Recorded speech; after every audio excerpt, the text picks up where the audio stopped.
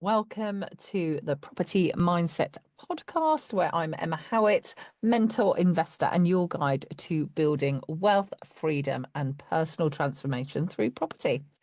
Property isn't just about bricks and mortar, it's about building the life that you truly desire.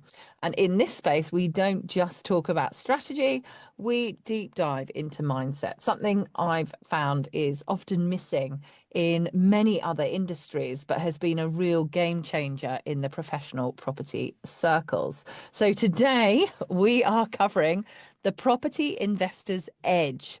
Mastering the power of decision.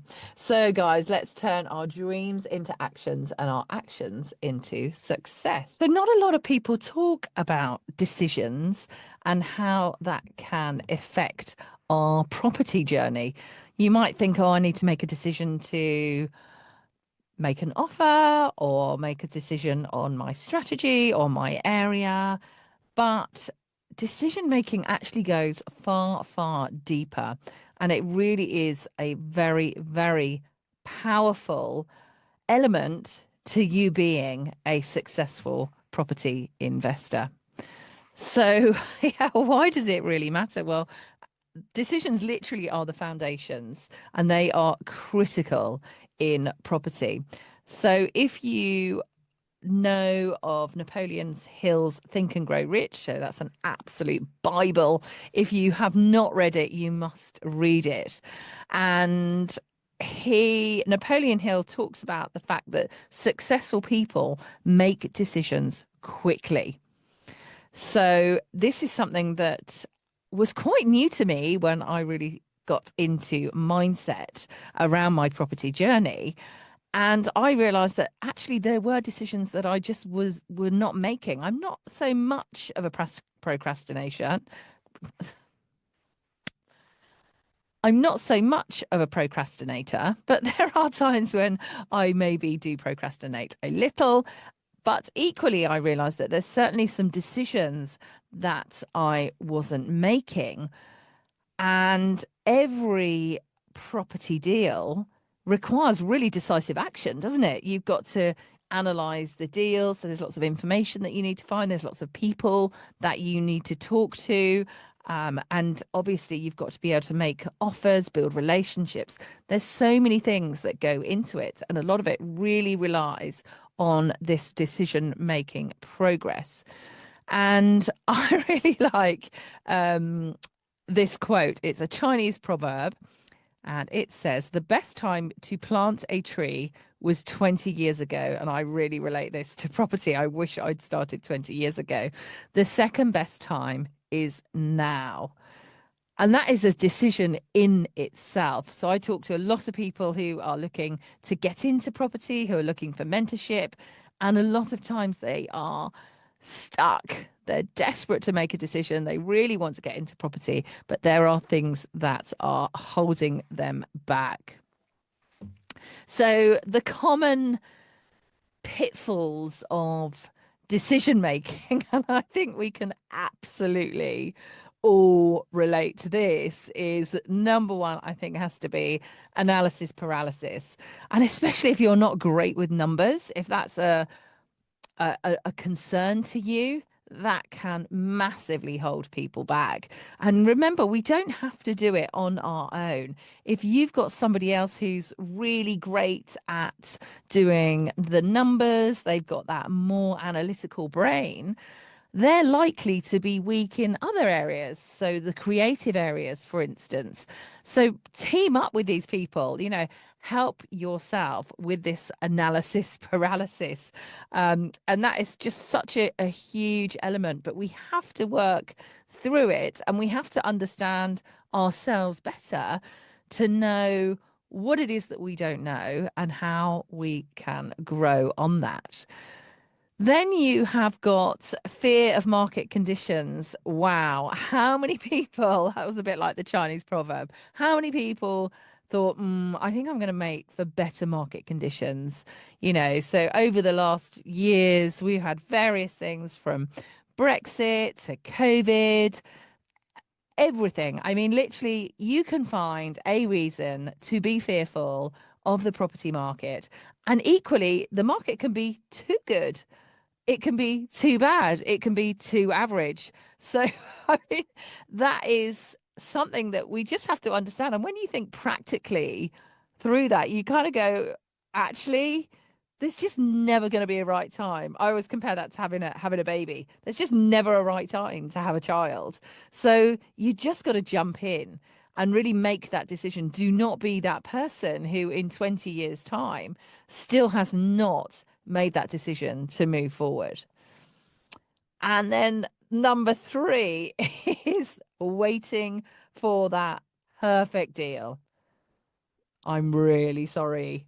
There's no such thing. There's always things that aren't quite right. And this is something that when I first started out, I really wanted to have an exact blueprint. But there are so many different elements to property, isn't there? There's different ways of finding properties, there's different ways of acquiring properties. There's different properties. I mean, gosh, you can have anything from a tree house to a barge to all of these kind of things.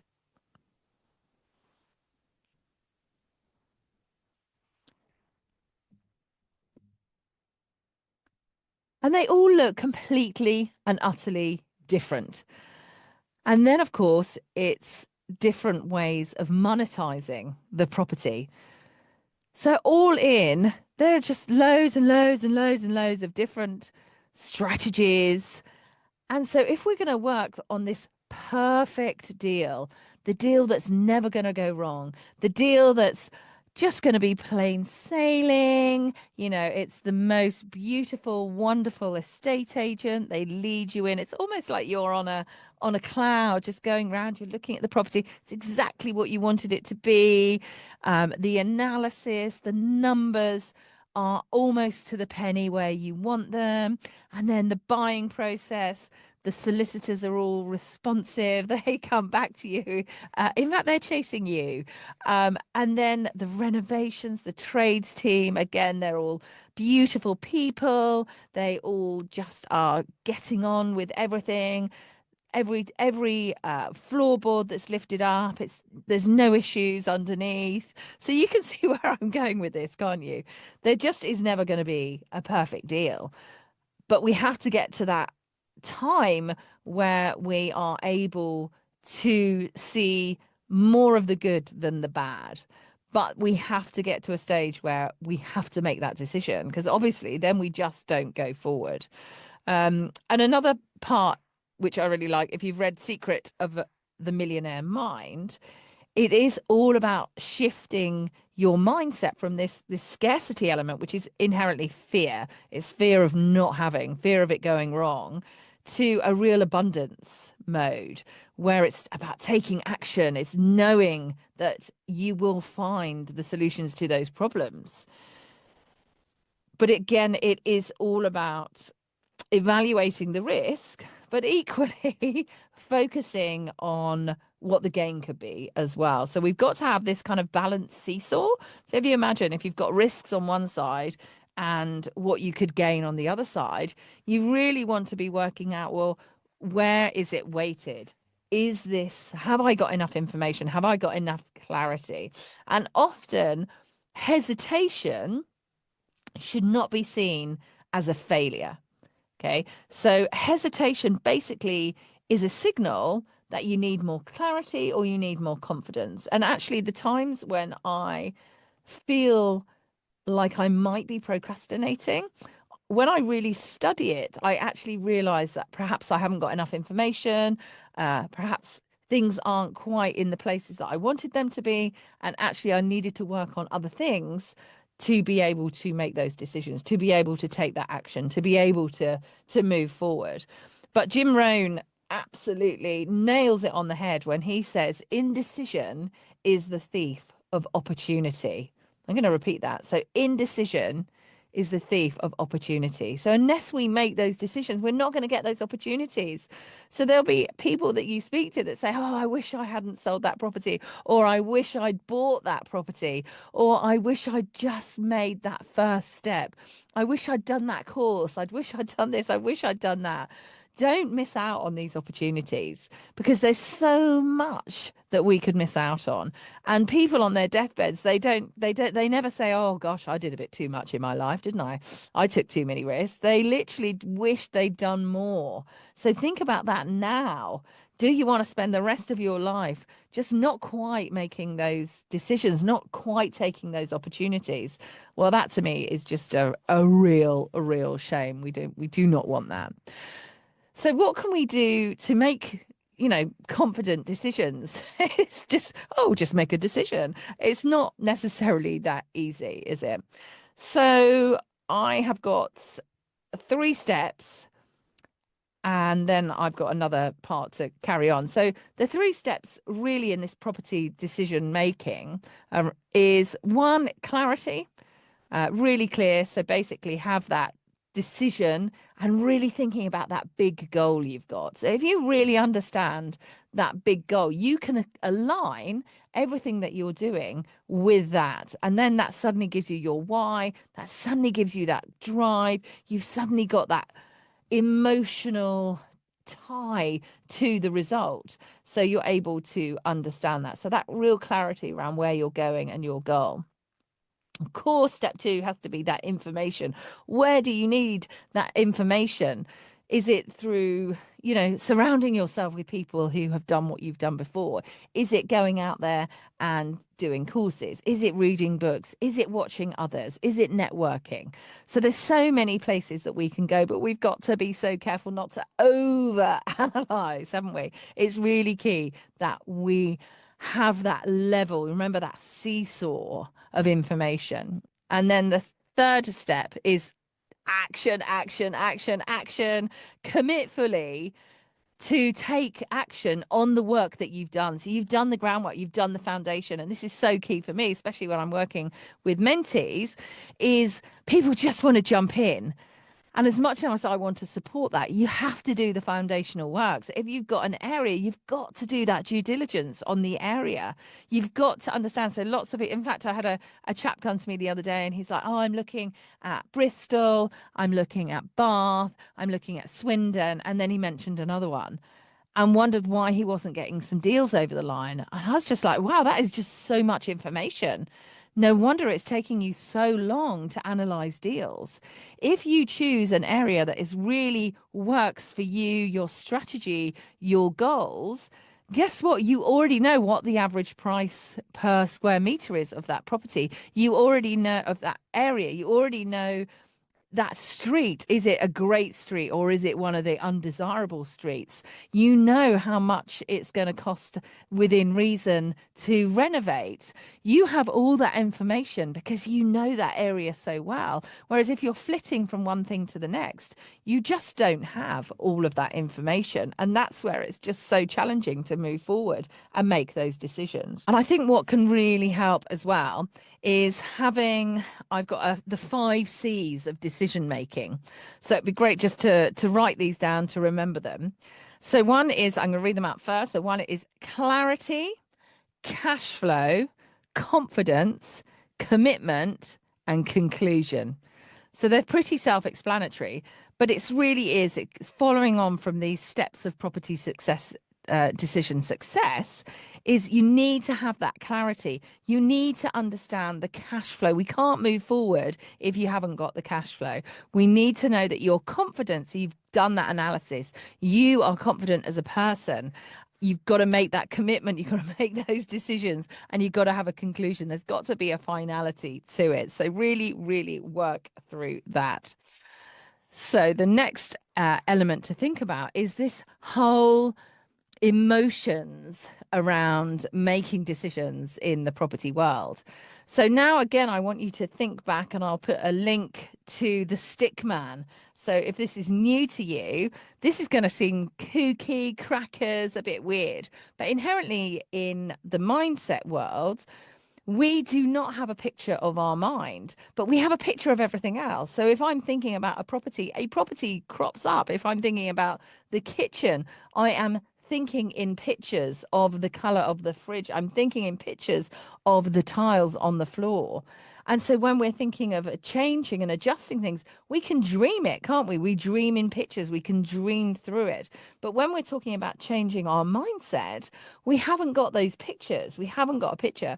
So what the stick man is, so if you imagine, again, we'll have a link in the show notes, but the picture is, if you imagine a stick man, so a circle, which is inherently the head, then a line, which is the neck, going down to a smaller circle, which is the body, and then 4 sticks hanging out, which is like 2 arms and 2 legs. So I hope that's clear. And when you think about the head, and again, remember, this is like a visualization. This is not a physical thing. It's just for us to be able to understand. And again, I thought this was the most ridiculous thing to think about when I first started, but now it's an absolute formula for helping you make changes in your life and in your mindset. So the top half of the head circle is basically your conscious mind. The bottom half is your subconscious mind. Obviously, the body is where the actions take place. And with the conscious mind where you're thinking, with the subconscious mind where you're feeling, and in the body where you're taking your actions, as a result of those 3, you get your results. So suddenly, if you're not getting the results that you want, you can think back about, what am I thinking? What am I feeling? What am I doing? What can I change with those 3 to enable me to change my results? And what's really key is that we get really emotional with this. We have very, very strong triggers, emotional triggers, don't we? So it could be fear of rejection. I mean, this is huge. I used to be really not fearful of selling other people's products. So that was fine. I would be like, yeah, whatever, I can just sell other people's products. But when it suddenly came to mine, and let's say me selling my serviced accommodation, and I would get, a bad review, that just like was a dagger in my heart. That just really ran deep. So I had to work on that. Well, what am I really thinking about that? What am I feeling about that? And what are the actions I'm taking? Luckily, I was not really rude. I don't know if anyone's seen some of the Airbnb and booking.com responses to people's reviews. Some of them are hilarious. Hold back, do stop before you respond from an emotional standpoint. But I started being a bit more philosophical and really thinking about, well, my thoughts around that, how I'm feeling about it. And actually, was that true? And that was the biggest one for me when thinking like that, was that feeling of rejection. I actually kind of took my ego away and was like, you know what? They have got a bit of a point there. Maybe I could improve there. Maybe I could do that. And I actually started looking at it just from a different perspective. I'm really grateful now for any reviews I get. Sometimes I have to feel a bit prickly and kind of go, come on, pull your big girl pants up here and stop taking it personally, because most of the time, feedback, you can always get something positive out of it. And that is just so inherently key with what we're doing. You might have, the scarcity mindset, and it's all of these things, all of these emotions that can be so powerful for us. They can really affect us going forward. And so it's actually understanding and thinking through, what am I thinking about this situation? What am I feeling? And also, where am I feeling it? Is it like butterflies? Is it kind of like heart palpitations? Are you feeling like you've got your head's going to explode? Really consider where these emotions are and start addressing them. What actions can I take to help go through this, to help move on from this? And one of the things that I think is so, so key is visualization.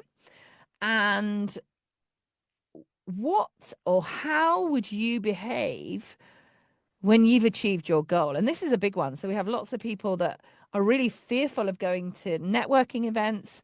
And it's kind of like, well, imagine how you would behave when you've hit your goals. How would you behave? You wouldn't really be fearful of walking into a networking room, would you? So just behave like that. And that maybe seems a big step. But if nothing else, try and have that inner confidence. Really consider what it is. And once we start visualizing that, that helps our emotional mind, our subconscious mind, because it cannot read the difference between reality and made up. So if you're constantly feeding it this imagination of you being really confident and having achieved your goals, it's going to do everything it can to help you with that. So another quote that I really love, you miss 100% of the shots you don't take. Oh my gosh, and how true is that? We've got to just keep going on making those choices. So then, the practical elements for this property decision making is really turning that knowledge into action. So I've just got 3 steps. So identify the situation. Step 2, assess what needs to be done. And step 3, really commit and get that done.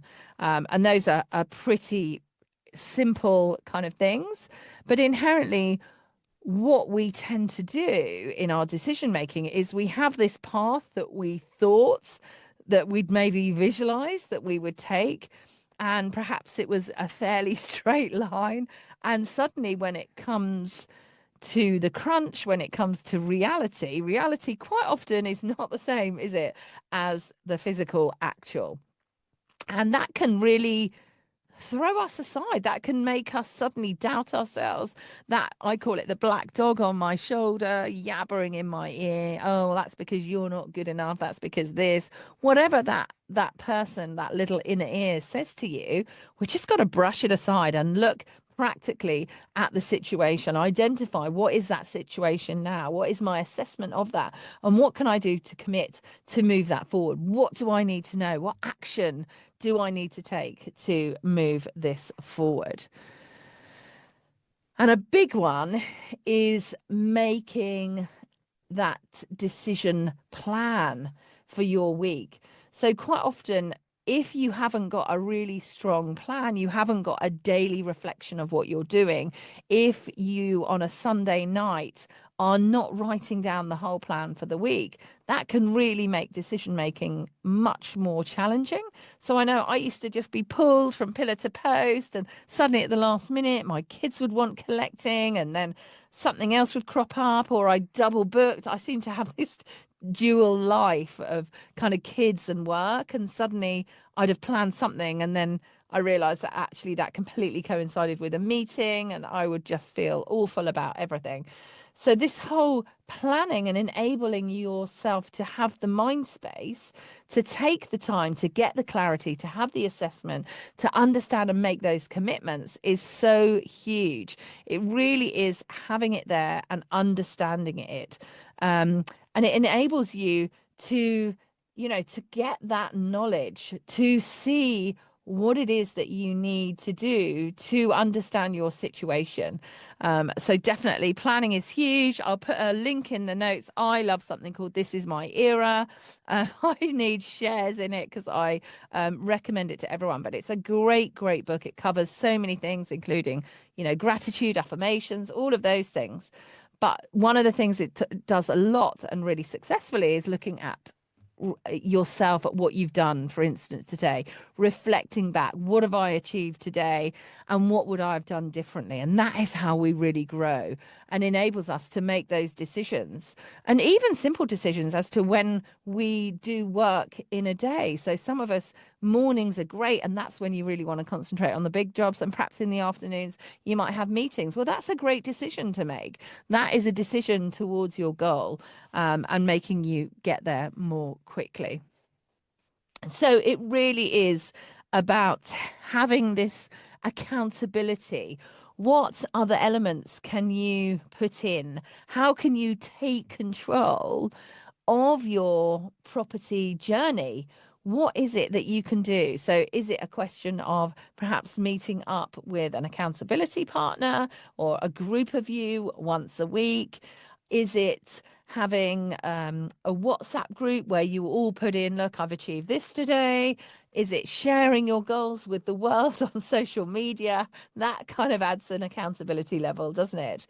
But it's thinking about all these and even tiny habits to help you with that accountability and what you can do. So I do a reasonable amount of networking, and I am totally accountable to filling out my This Is My Era, so that I'm reflecting every day. And there are times when I'm at a networking event filling out my This Is My Era, because I've got to also sleep. So I'm having to literally manage my time to the minutiate level to enable me to get stuff done. And sometimes that might seem really boring, but it actually enables me to be more able to do things off the cuff, because with my family or going off and doing whatever, because I am that bit more organized. So, yeah, so all of these things are really key. And definitely this visualization of how you're going to behave. So, I'm going to close up with a fantastic quote from Theodore Roosevelt.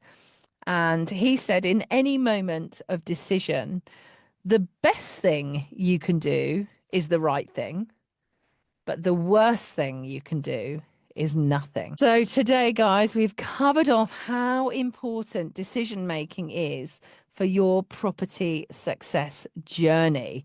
It is so key that we understand what it is that may be holding us back from making decisions, and therefore cutting off so many opportunities. So, guys, do remember, property success is not just about what you do, it's also about how you think. And when you combine a strong strategy with an unstoppable mindset, there's literally no limit to what you can achieve. So do reflect on today's podcast and consider, what is that one thing that I can take away today and immediately implement into what I'm doing that enable me to get closer to my property goal. And do please help share. So if you know somebody who's struggling on their property journey, do share this episode. It could be the real game changer that they need. And do remember that the more people that we help, then the greater actually our own wealth is in every sense of the word. So growing this community means growing the potential we all have to succeed together. And finally, remember, your mindset is your greatest property. Keep building it.